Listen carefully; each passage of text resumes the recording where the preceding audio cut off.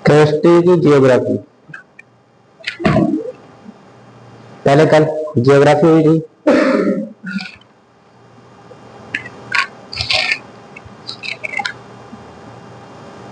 चलो, मैंने कल तारे के बारे में बताया था।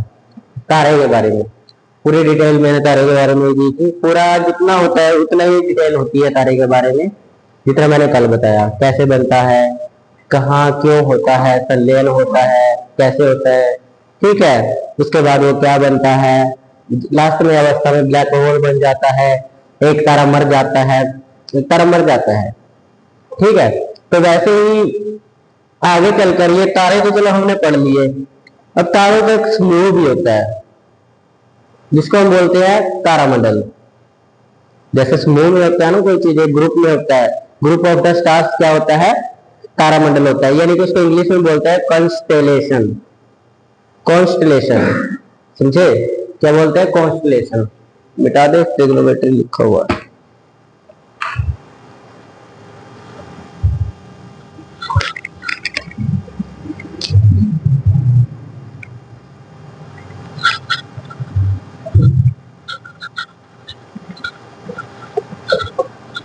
कॉन्स्टेलेशन याद रखना, इंग्लिश में भी याद रखो, हिंदी में भी याद रखो। कॉन्स्टेलेशन इसको बोलते हैं तारामंडल, ठीक है। क्या बोलते हैं, तारामंडल।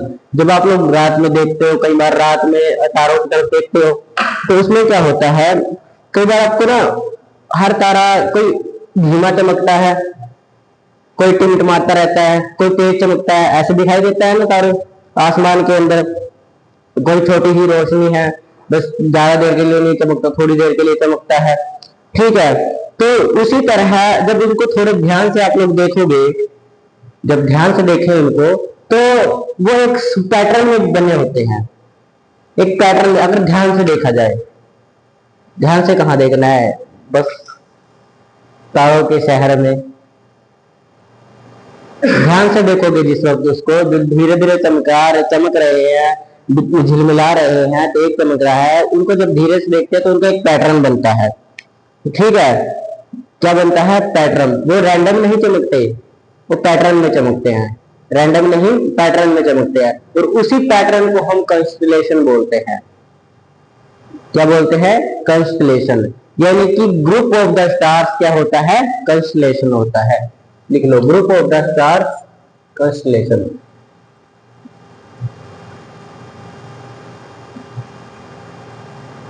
स्टार क्या होता है, कंस्टलेशन होता है, ठीक है। देखो ये वर्ड जो है कंस्टलेशन, जो वर्ड है ये कहां से आया, ये लैटिन भाषा से आया है।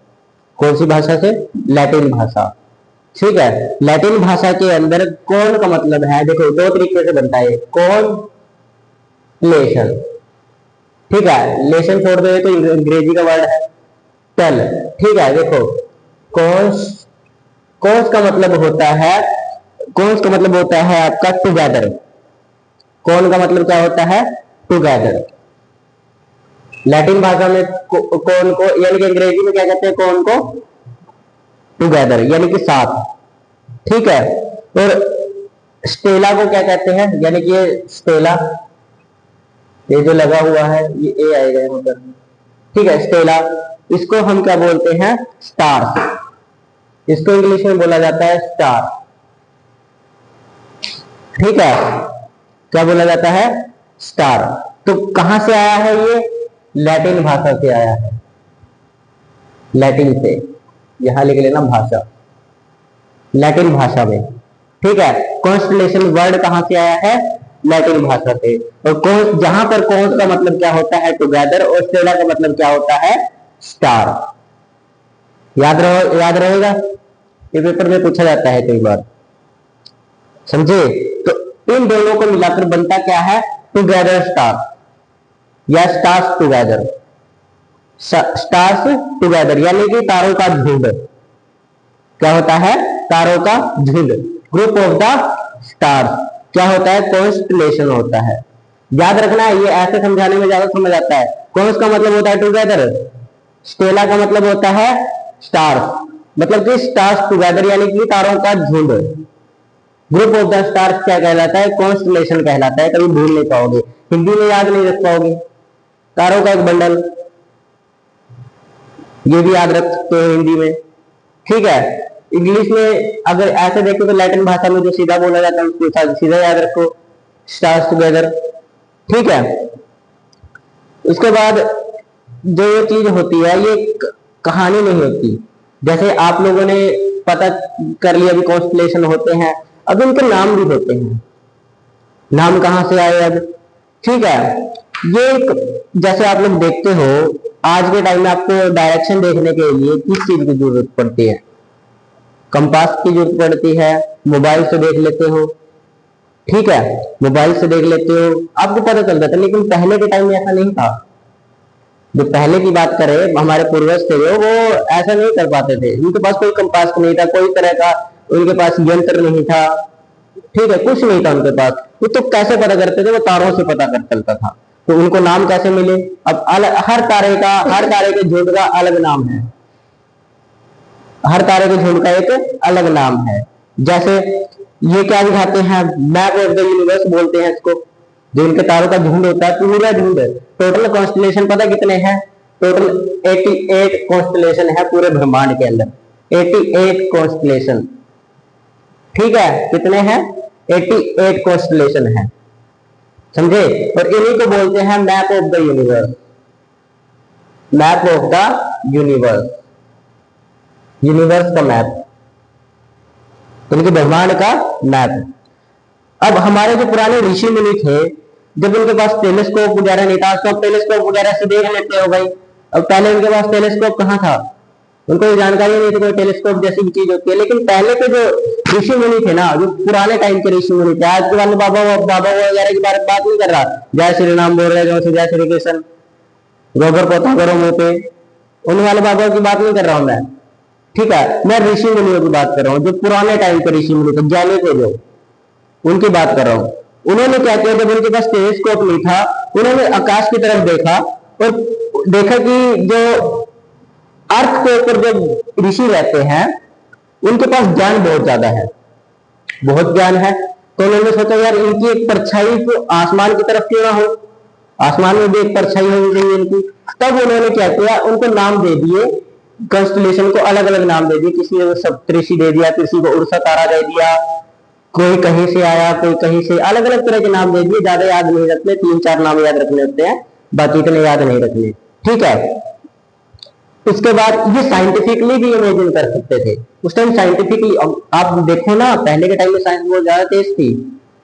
पहले भी इंडिया के पास साइंस थी, मतलब कि इंडिया बहुत मतलब इंटेलिजेंट थे। ऋषि मुनि बहुत इंटेलिजेंट थे, वो सब चीजें निकाल लेते थे, अच्छी तरह से पता कर लेते थे। और आज के टाइम में बुकलोल बने पड़े हैं, फोन में घुसे हुए हैं बच्चे। तो पहले भी हमारा देश आगे था, ऋषि मुनि बहुत ज्ञानी थे, ठीक है। तो उन्होंने साइंस इमेजिनेशन से देखा।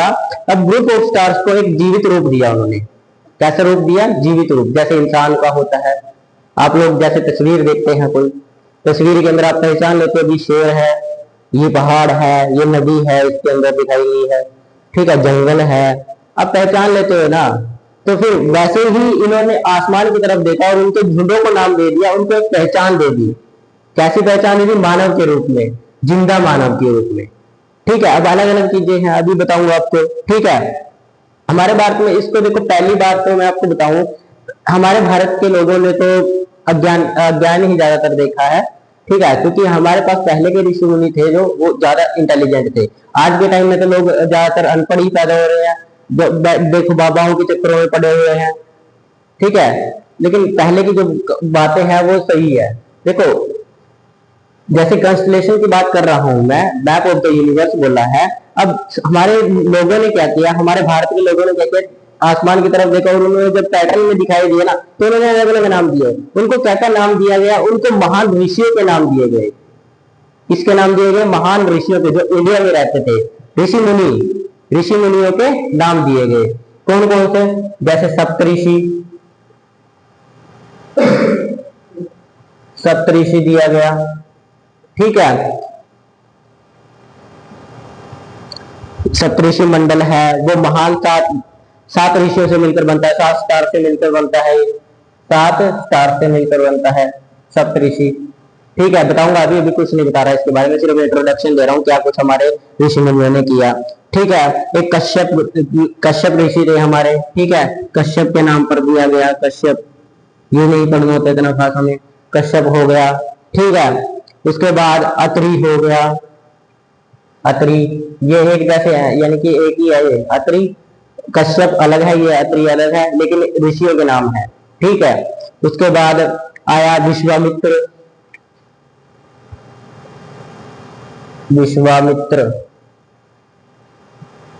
ठीक है, विश्वामित्र था। गौतम, यहां पे लिख लो गौतम, ठीक है, गौतम था। उसके बाद जमादग्नि था, जमादग्नि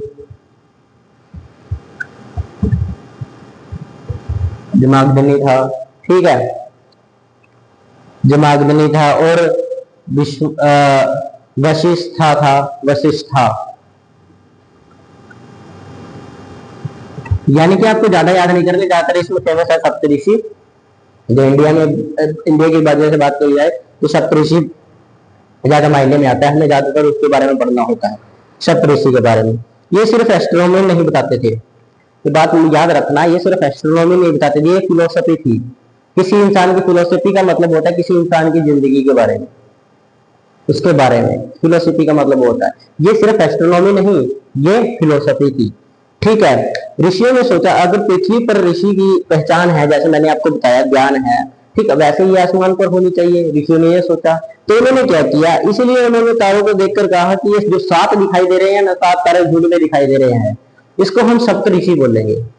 जो 7 तारे होते हैं जो झुंड में दिखाई देते हैं, ठीक है, कैसे होते हैं? सप्तऋषि होता है वो, ठीक है, जो 7 तारे झुंड में दिखाई देते हैं, ठीक है। मतलब ज्ञान इतना गहरा था उन लोगों का कि उसने जो साइंस है ना, साइंस को भी बराबरी दे दी, ज्ञान इतना ज्यादा था।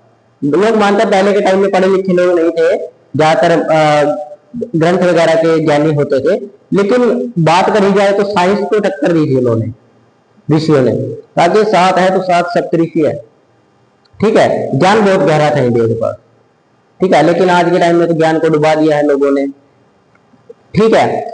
अब अगर एनडीए के अंदर की बात करें तो उसके अंदर हमें सिर्फ कॉन्स्टलेशन का एक्चुअल ग्रुप नहीं पढ़ना, जो कॉन्स्टलेशन है, ये कॉन्स्टलेशन है, इसका एक्चुअल ग्रुप नहीं पढ़ना, सिर्फ ज्यादा से के सब ग्रुप नहीं पढ़ने हमें, जितने भी हैं टोटल 88 है, 88 के 88 नहीं पढ़ने, हमें उनमें से कुछ ही पढ़ने हैं, ठीक है। और ये बात भी याद रखना, कभी भी अगर लग रहा है ये तारा इसके पास में बैठा है, इसका मतलब ये एक दूसरे के पास नहीं है, ये कहीं लाइट ईयर दूर है एक दूसरे से, बहुत लाइट ईयर। जो 7 तारे हैं वो एक पैटर्न में जरूर है, लेकिन वो पास नहीं है, बहुत लाइट ईयर दूर है एक दूसरे से, ये बात याद रखनी है।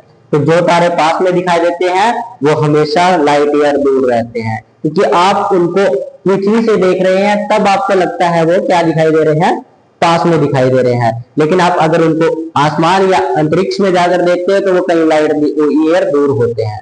टेलीस्कोप वगैरह से देखो तो कहीं लाइट ईयर दूर होते हैं तारे, वो कल बताया था लाइट ईयर में वहां पे जाती है, ठीक है। तो वैसे ही वो लाइट ईयर दूर होते हैं एक दूसरे। कभी सोचा हुआ न पड़ो जैसे बातें करो यार ये एक दूसरे के चिपके पड़े हैं, नहीं, चिपके हुए नहीं है, कहीं लाइट ईयर दूर है, हमें दिखाई दे रहे हैं चिपके हुए, ठीक है।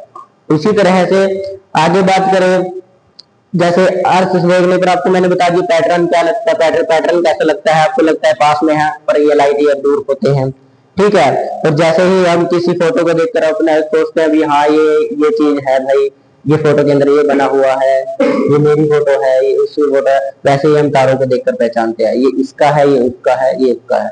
हर एक देश की अपनी एक कहानी है, हर एक देश की अपनी एक कॉन्स्टलेशन के साथ कहानी जोड़ी गई है। जैसे कि आप देखो तो जो कोसिस्पिया है डब्ल्यू शेप में, वो एक रानी की कहानी है। ठीक है, और देखे जाए तो ओरियन जो तारा है वो हंटर की कहानी है, शिकारी की कहानी है, शिकारी की कहानी दर्शाता है। सप्तऋषि 7 ऋषियों के बारे में बताता है। ठीक है, जो 3 आपको पढ़ने हैं यही पढ़ने हैं। तो आप सोचो, अब हर तारा सिर्फ एक तारामंडल नहीं है, वो एक आदमी की कहानी है। अरे एक इंसान के बारे में बताता है, किसी न किसी चीज की कहानी, फिलोसफी बोलते हैं जिसको, फिलोसफी है। ठीक है, इसी प्रोसेस में पैदा हुआ एस्ट्रोनॉमी, इसी से बोला गया एस्ट्रोनॉमी। कहां से चला शुरू हुआ था एस्ट्रोनॉमी का निर्माण? तारामंडल से, कंस्टलेशन से, तब जाके एस्ट्रोनॉमी आई। उसके बाद एस्ट्रोलॉजी लोग जानने लगे। अब ये बड़े बड़े एस्ट्रोलॉजर बैठे हैं, वो तारों से ही तो पता करते हैं सब चीजें, ग्रह के निर्माण कहाँ हुआ, ग्रह कहाँ पर है, शनि ग्रह किसी की किस पर भारी है किस पर नहीं, वो सब वहां से पता होता है। बाकी हम नहीं जानते कैसे होता है, इतना खास तो मैं भी जानकारी नहीं हूँ, लेकिन इतना पता है यहीं से जन्म हुआ है। ठीक है, अब आगे चलते हैं। उसके बाद इसी से पहला नक्शा बना एस्ट्रोनॉमी का। यहीं से क्या बना? पहला नक्शा बना एस्ट्रोनॉमी का, जिसको बोला गया सिलेशियल मैप। क्या बोला गया? Celestial map. दुनिया का पहला मैप, तो पहला एस्ट्रोनॉमियल मैप, दुनिया का पहला एस्ट्रोनॉमियल मैप, जिसको हम बोलते हैं सिलेशियल मैप, जिसको हम क्या बोलते हैं? Celestial map. याद रखनी है ये बातें, समझ आया? क्या बोलते हैं उसको? सिलेशियल मैप बोलते हैं।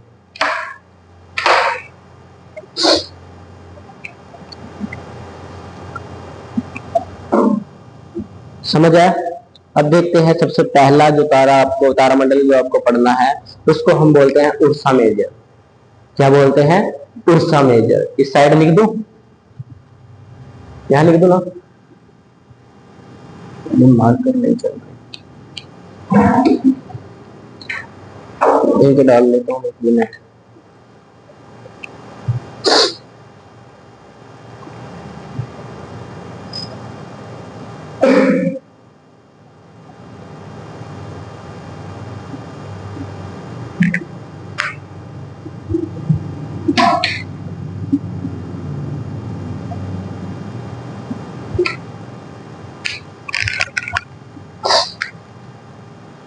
ठीक है, क्या बोल रहे हैं? Ursa major.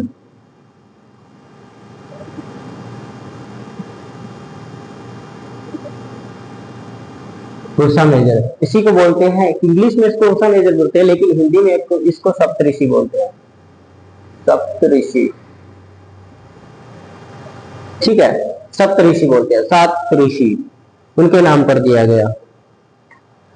समझे ना? अब ये बात याद रखना, तारामंडल सिर्फ एक तारा नहीं होता, वो एक फिलोसफी होती है। ठीक है, कभी पेपर में कभी कुछ बोला हो, अब आप थोड़ा स्टूडेंट अच्छे पढ़ने लग गए, एनडीए के बारे में जान रहे हो, एनडीए की जब यूपीएससी लेवल की तैयारी कर रहे हो, तो आपकी समझ भी उसी लेवल की होनी चाहिए। पता चला तैयारी कर रहे हो यूपीएससी लेवल की और आप बैठे हैं वही बोर्ड एग्जाम लेवल पर, समझे ना? नकल मार के पास हो जाएंगे, उससे देख लेंगे, टीचर को 500 रुपया दे देंगे, अपना पेपर हो गया। ऐसा नहीं करना, समझे ना? ठीक है, आगे देखे, ये सबसे पहचाना जाने वाला है, ये आसानी से पहचान में आ जाता है इंसानों में, ये सबसे ज्यादा आसानी से पहचाना जाने वाला तारा है, यानी कि तारामंडल है। ठीक है, और क्या है, ये पुराने लोगों को नॉर्थ की दिशा दिखाता था। कौन सी दिशा दिखाता था? नॉर्थ की दिशा, नॉर्थ डायरेक्शन के लिए इसका यूज होता था, डायरेक्शन के लिए। ठीक है, पहचाना जाने वाला तारा, सबसे ज्यादा लिख लेना यहाँ, सबसे ज्यादा पहचाना जाने वाला, ये आसानी से पहचान में आ जाता है किसी के भी। ये किस डायरेक्शन को बताता था? नॉर्थ डायरेक्शन को बताता था। कैसे? अब नॉर्थ डायरेक्शन कैसे पता चलेगी? इसके कॉर्नर के ऊपर ना, कॉर्नर जो सप्तऋषि वो कॉर्नर था, अब मैं आपको फोटो में दिखा नहीं पाऊंगा, आप फोटो देख लेना उसको निकाल के। जब कॉर्नर होता है, कॉर्नर पर सप्तऋषि के कॉर्नर के जो तारे होते हैं, वो अगर एक इमेजिनरी लाइन खींचो ना, जो कॉर्नर के तारे, कॉर्नर का मतलब कि उनके पॉइंट, यहाँ से यहाँ, यहाँ, ये पॉइंट, इनके ऊपर अगर एक लाइन खींचो ना सीधी तरह से, इमेजिनरी लाइन है, बाहर से खींच नहीं पाओगे, इमेजिनरी अपने दिमाग में लाइन खींच लो, ठीक है, तो खींचो ना, तो वो ध्रुव तारे तक जाती है। ध्रुव तारा सबसे ज्यादा चमकता है, नॉर्थ डायरेक्शन में चमकता है, याद रखना, नॉर्थ डायरेक्शन में चमकता है ध्रुव तारा, ठीक है। तो वो ध्रुव तारे तक जाती हैं। तो कॉर्नर, जो कॉर्नर होते हैं, कॉर्नर तारे, वो ध्रुव तारे पर रुक जाते हैं, जिससे हमें क्या पता चल जाता है, नॉर्थ डायरेक्शन पता चल जाती है। समझ आया? जैसे जिसे हम पोल स्टार कहते हैं, और ध्रुव तारे को हम पोल स्टार कहते हैं, इंग्लिश में याद रखना, क्या बोलते हैं, पोल स्टार। क्या बोलते हैं इसको, पोल स्टार बोलते हैं, ठीक है। अब इसमें समझने लायक क्या बात है, समझने लायक क्या बात समझी आप लोगों ने, सोच के बताओ।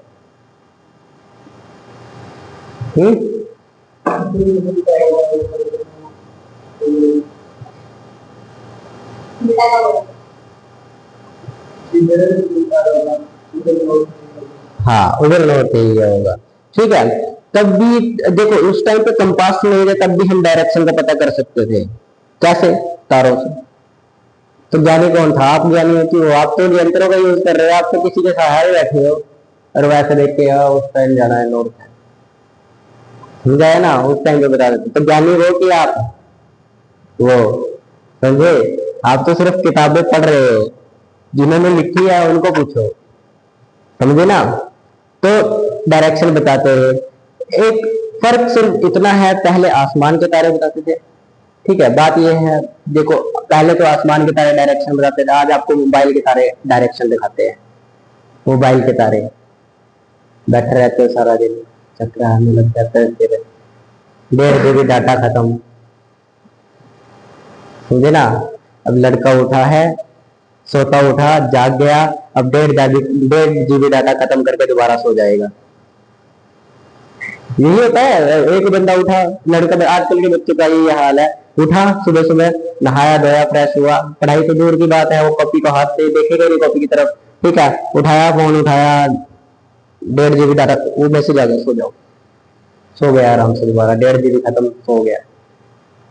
पहले क्या होता था, पहले मोबाइल नहीं होता था ना, तो बच्चों के पास क्या था, गलियों में घूमते थे, टाइम पास करने का जरिए नहीं था उस टाइम पे, आज तो फोन में लगे रहते हैं टाइम पास करने के लिए, ठीक है। हमारे पास तो उस टाइम पे नोकिया का वो आईटेल का जो फोन आता है ना, बटन वाला, वो था मेरे पापा के पास। हमने तो कभी, मेरे ख्याल से अभी 2019 के या 20 के आसपास हमने फोन लिया था टच, वो भी छोटा है लिया था, जेट फोन, वो पापा के पास रहता था हमारे पास। तब हम गलियों में घूमते फिरते थे, कहीं सिर फुड़वा लिया, कभी कहीं गिर गए, कभी कहीं गिर गए, तब टाइम पास करने का नहीं था। लेकिन आज के बच्चे मोबाइल में बढ़ गए, और उस टाइम के बच्चे थोड़े से दिमाग से खुले होते थे, और आज के बच्चों को डिप्रेशन में जा रहे हैं, स्ट्रेस हो रहा है, किसी को आत्महत्या कर रहे हैं, सुसाइड हो रही है। ये किस कारण हो रही है, बच्चे फोन में बढ़ गए हैं, ठीक है ना। उनका खेलने कूदने की जो क्षमता थी, उनको वो क्या करती थी, उनके शरीर को बैलेंस रखती थी। लेकिन आज के टाइम में बच्चे बैठे बस सारा दिन लगे हुए हैं। मम्मी ने, छोटे बच्चों तक की बात कर रहा हूँ मैं, जो 2-2, 2.5 साल के होते हैं ना, वो भी बैठे रहते हैं हॉल में, ऐसे करते रहते हैं, ऊपर ऊपर ऊपर बैठे हुए, पता उनको कुछ नहीं है अभी क्या बोल रहा है क्या नहीं बोल रहा है, लगे पड़े हैं, होता है ना ऐसे। तो थोड़ा पढ़ाई पर ध्यान देना चाहिए। अब देखते हैं आगे, अगला तारा जो है, इसको मिटा देते हैं, लिख तो लिया होगा।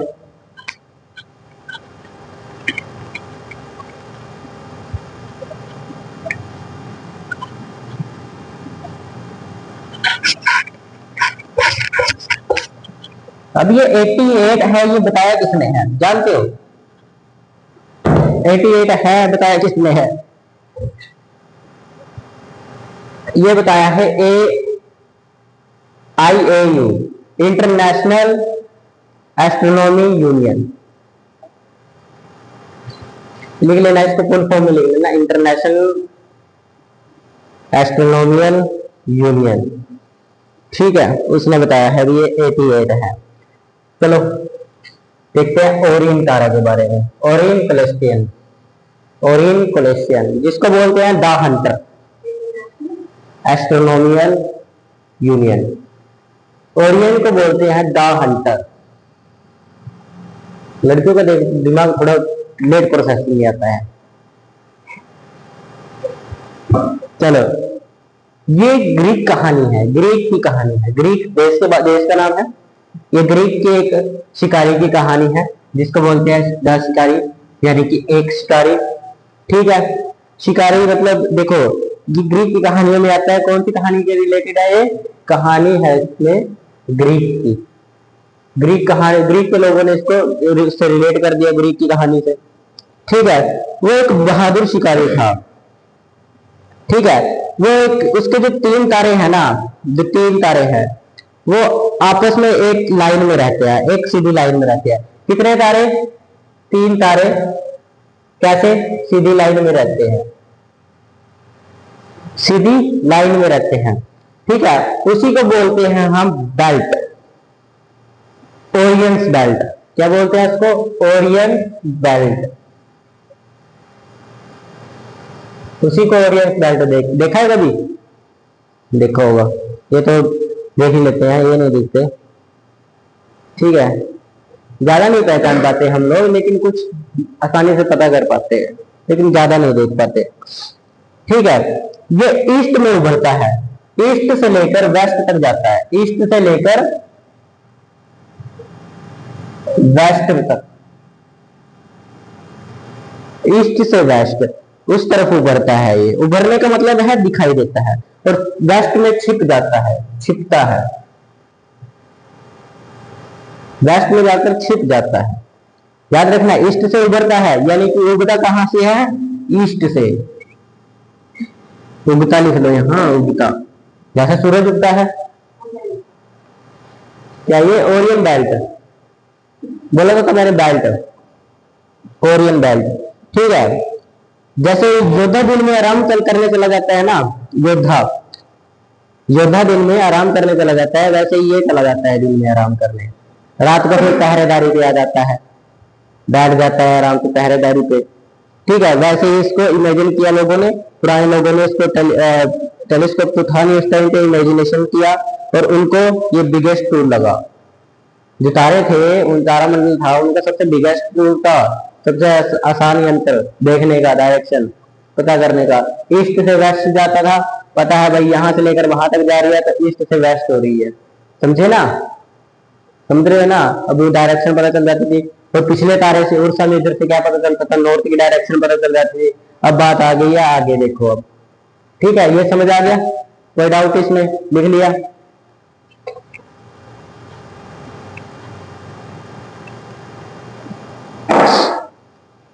देखो अब अगला है कैसियोपिया।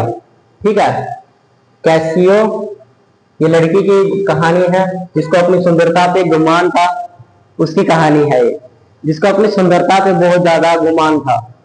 कहा जाता है उसको देवताओं ने क्या किया? श्राप दिया था। उसको देवताओं ने श्राप दिया था कि तुम आसमान में, उसको आसमान में अमर कर दिया, पर उल्टा टांग दिया। ऐसा बोला जाता है, उल्टा टांग दिया, उल्टी फोटो दिखाई देती है उसकी। ठीक है, ऐसा किया कैसियोपिया। ठीक है, डब्ल्यू शेप में बनती है ये, डब्ल्यू शेप, डब्ल्यू शेप में बनती है। ठीक है, ये एक रानी की कहानी है। ठीक है, जिसको अपनी सुंदरता पर गर्व था। कहानी से याद रखो, सीधा ये लिखने की जरूरत है, रानी थी। बस तुम याद रखो कैसियोपिया, ऐसे अजीब नाम लड़कियों के ही हो सकते हैं। ठीक है, सुंदरता वाले। ठीक है, कैसियोपिया, कैसियोपिया यानी कि वह एक रानी थी। रानी की कहानी को दिखाता है, जो अपनी सुंदरता पर गर्व करती थी। ठीक है, होता ही लड़कियों को तो अपनी सुंदरता पर ज्यादा ही गुमान होता है। आजकल एक वो भी आती है, ऐड भी आती है, मैं इतनी सुंदर हूं, मैं क्या करूं, है ना? बताती है ना ऐड, वो क्रीम के बारे में बताते, ये लगाया करो, ये बात थी। तो वो सब चीजें आती है। ठीक है, वो तो उनको तो, और फिर कहा गया उसको देवता, उसने देवताओं को ललकार दिया, मेरे से सुंदर बताओ कौन है। देवताओं ने उसको श्राप दे दिया। ज्यादा घमंड हो जाता है वो, देवता भी बेचारे क्या कर सकते हैं, कह देते हैं। अब माँ बाप सोचते हैं, माँ बाप को कहिए कि पापा मेरे जैसे सुंदर कोई नहीं है, बाद 50 साल पे भी शादी दे, पापा 25 साल पे कर देते हैं, जा बेटा अभी ले। उसके बाद क्या होगा देखो, रात के समय में उसका रूप अमर कर दिया। मैंने आपको बताया जैसे रात के समय दिखाई देने लगी, ठीक है, दिखाई देने का मतलब आसमान में उसको अमर कर दिया। और किस तरह से, लेकिन अमर तो किया लेकिन गलत तरीके, उसको उल्टा टांग दिया, श्राप दे दिया। अभी तो तेरी फोटो जब भी दिखाई देगी उल्टी दिखाई देगी। एक कहानी है, इसको रियलिटी में मानना, कहानी की तरफ से इसको बताया गया है, ठीक है। कहानियां उल्टा टांग दिया गया, ठीक है, ताकि वह हमेशा अपनी गलती याद रखे, वो हमेशा अपनी गलती याद रखे, इसलिए इसको उल्टा टांग दिया गया, ठीक है। साइंस में, साइंस और कहानी दोनों मेल खाती है एक दूसरे से। साइंस देखो, साइंस आज के टाइम में बहुत पावरफुल है, और लेकिन साइंस भी उस टाइम के लोगों की जो है वो क्या करती है, मेल खाती है इससे, ठीक है। उल्टा टांग दिया गया, ये बातें याद रखो भाई। भाई क्या कह सकते हैं इसको। अब लड़कियों को तो गुमान होता ही है अभी, मतलब जब तुम स्पेस में देखते हो, टेलीस्कोप लगाते हो, वो तो आपको एक मैप जैसा दिखाई देता है। जब भी आप टेलीस्कोप से देखो, टेलीस्कोप ले लेना कभी, अगर देखना है तो आपको पता चलेगा दुनिया कितनी बड़ी है। आप सोचते हो गांव है हमारा, जिला है, इंडिया है, धरती है, पृथ्वी है, उससे भी बड़ी दुनिया है, जाकर देखना कभी, सब तुम्हारी है। सच में ऊपर वाले ने इंसान को बनाया, दिमाग दिया, बोला हिम्मत है तो कब्जा कर ले जाकर, बोला हिम्मत है तो कब्जा करके दिखा दुनिया पे, समझे। और जो कब्जा कर लेता है वो इतिहास में गिना जाता है। आज देखो अंबानी अडानी वो कितने पुस्तकें याद रखेंगे तुम्हारे, बोलेंगे अंबानी सबसे पहला बिलियनियर था, हर्षद मेहता मर गया है, इंडिया का सबसे पहला बिलियनियर था वो, इंडिया का सबसे पहला बिलियनियर मर चुका है, तो स्कैमर था, इतिहास बन गया। तो ऐसे ही आप बनोगे अगर आपने कुछ किया, और नहीं किया तो अलग बात है, ठीक है, नहीं किया तो अलग बात है।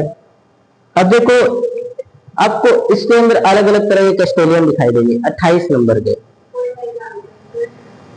उल्टी लड़की बना दी, डब्ल्यू शेप होती है वो, डब्ल्यू शेप, लड़की उल्टी बना दी ऐसे,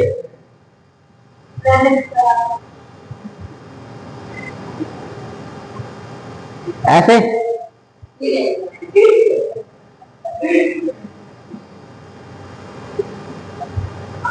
दिमाग यहाँ होता है इनका। तो दो कहानी है, उसके हिसाब से आप इसको गलत वे में मत लो। लड़कियों के अंदर बहुत दिमाग होता है, वो अलग बात है, वो दिखा देती है हमारे अंदर है बहुत, लेकिन होता नहीं है, वो अलग बात है, ठीक है। मान लेना चाहिए, किसी के साथ बहस नहीं करनी चाहिए। जैसे तुम लोगों को पता चलता है पृथ्वी के ऊपर बहुत सारी कंट्रीज है, अब ध्यान से सुनो, ठीक है। जैसे तुम लोगों को पता चलता है पृथ्वी के ऊपर बहुत सारी कंट्रीज है, ठीक है, आप गिन नहीं पाते, आपको पता नहीं कितनी है, ठीक है।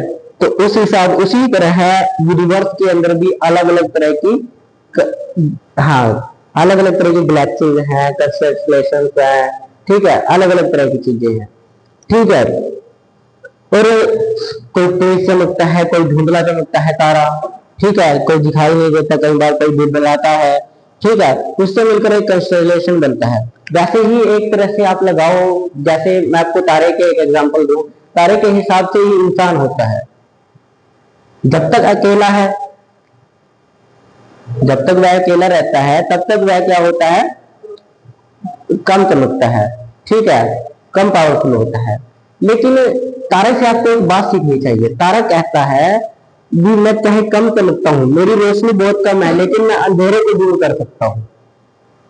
वैसे ही इंसान को सीखनी चाहिए कि मैं चाहे कितना ही कमजोर हूं, कितना ही पागल हूं, कितना ही कुछ हूं, मुझे कुछ ना आए, कमजोर हूं, लेकिन आप अपने अंदर एक भरोसा जगाओ भी यार मैं सबसे अलग तो हूं, मेरी अलग सोच तो है।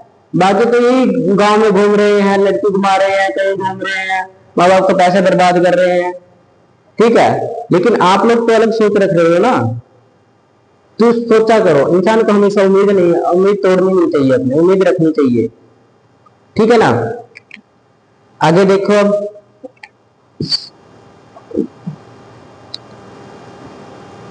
अब आपके अंदर देखो, अगर